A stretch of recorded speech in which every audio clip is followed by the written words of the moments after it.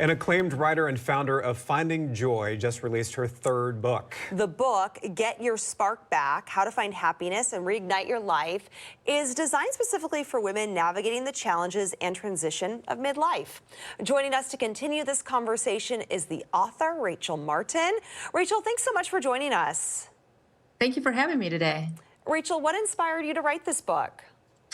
You know, as a writer, I went through my own period where I kind of lost my own spark, and I went on a journey, a quest to find it. And my readers at Finding Joy were like, hey, you're changing. So they would ask me, how do I get my spark back? And it was never a spark. It was always my spark, which I thought is so vulnerable and powerful, meaning we know we each have our spark, and that's the part of ourselves that lights us up and brings us joy. You are busy being a mom of 11 and obviously a successful blogger as well. So you have firsthand experience, juggling all those responsibilities that come with parenthood and blogging and that sort of thing. Can you share some practical tips for parents out there on, maybe how to prioritize self-care and carve out some of that personal time for yourself? I would love to. Yes, I have a very large blended family of 11 and a rescue dog as well. Ooh. And what I've learned is you have to actually be intentional about carving that time out. You have to be willing to put yourself on the schedule.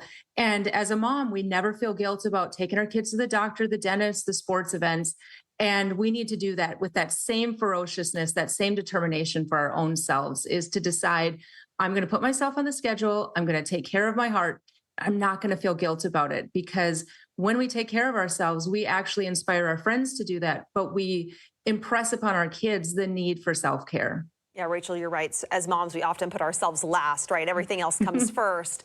In your book, you talk about the importance of embracing imperfections, which I love this thought process. How can accepting that perfection is not the goal help reduce stress and improve mental well-being?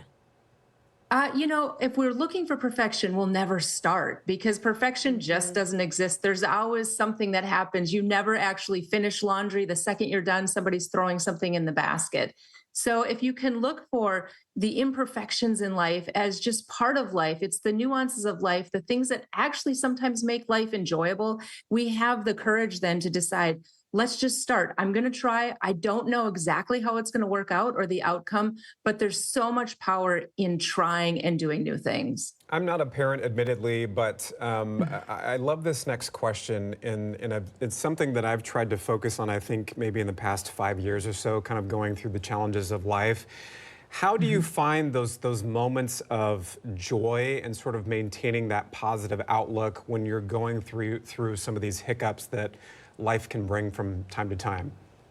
Yeah, life does bring us hiccups and all of that. And the way to really seek joy or to look for it is, again, embracing the imperfections, but taking a moment to step back, to pause, to see the good and maybe the things that are the simple things. Life is very, very linear.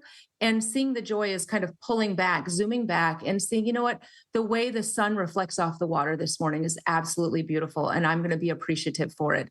So finding joy is being grateful for the good in the midst of the chaos or the unexpected.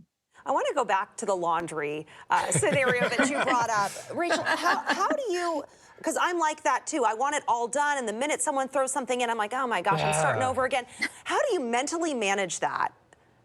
I have made the laundry as one of those things that is never checked off the list. It's like breathing. As long as I'm living on this planet, I'm probably going to have laundry. And I've changed my own perspective of it from being a finite item on the list to just something that you do.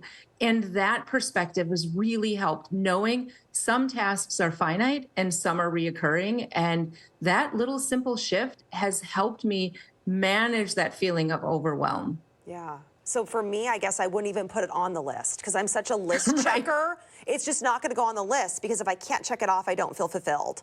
Okay, thank you so much. Or put it on the list and check it off right away. Like, got it done. It's done. It's just always going to be there, and just check it off because it's done, and then I'll feel good about that. Automatic. Right. So much good stuff to pull out of this book. Rachel, congratulations on it, and thank you so much for joining us once again here on ARC Seattle. Thank you for having me. I appreciated it. Yeah, great conversation. Appreciate her perspective on some of Yes. that. That's very much my world, what I deal with so much, just with as a parent, but also just my personality style that, you know, I feel good when I can check things off, but there's some things that you go to check off, like laundry is the perfect example because it's truly never done. It never is. It keeps going and going and going. And if you are counting on that to be done to feel like you've accomplished something, you're never going to get there. You're never going to get that perfection again, in that circumstance ever. One example, but there's lots of those like that, I feel like, in all of our lives. And I loved what she said, having somebody very close to me who's going through some challenging stuff at the moment.